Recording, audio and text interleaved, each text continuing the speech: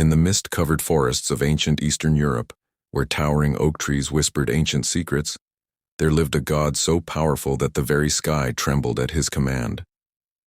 This was Perun, the supreme deity of the Slavic pantheon, master of thunder, lightning, storms, rain, and war.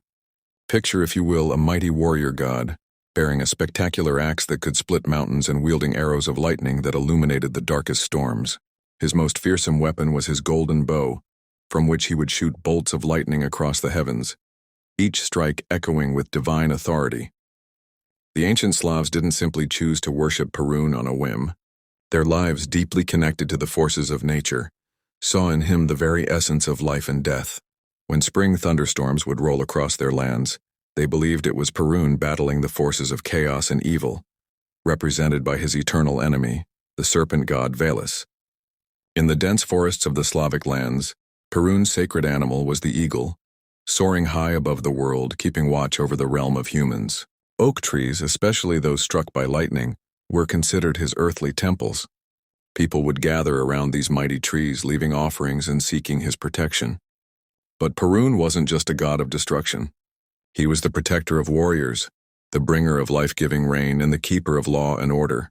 The Slavic people told tales of how he would ride across the sky in a chariot pulled by a mighty stallion, its hooves striking thunder, while magical creatures like the firebird and the thunderbird accompanied his celestial journey.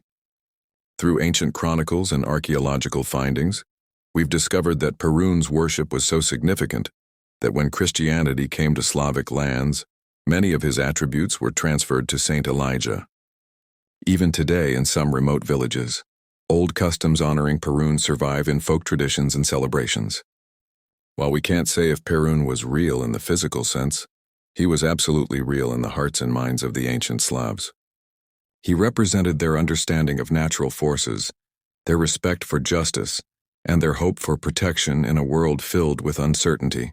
Their beliefs in Perun shaped their culture, their laws, and their way of life for countless generations. The legacy of Perun reminds us that gods, whether real or mythical, serve as powerful symbols of human values and aspirations. In Perun, the Slavs found not just a deity to fear, but a protector to trust, a justice bringer to respect, and a force of nature that connected them to the vast mysteries of the universe.